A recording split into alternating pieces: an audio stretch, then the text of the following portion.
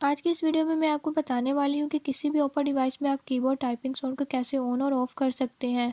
आज की इस वीडियो में मैं आपको बताने वाली हूँ कि कैसे कीबोर्ड टाइपिंग साउंड और वाइब्रेशंस को ऑफ किया जा सकता है। वीडियो की तरफ बढ़ने से पहले अगर आप नए हैं तो इस चैनल को सब्सक्राइब करें और बेल आइकन को प्रेस करें ताकि आपको हमारी हर नई आने वाली वीडियो का नोटिफिकेशन मिल सके। कीबोर्ड साउंड सेटिंग के बारे में जानने के लिए देखिए ये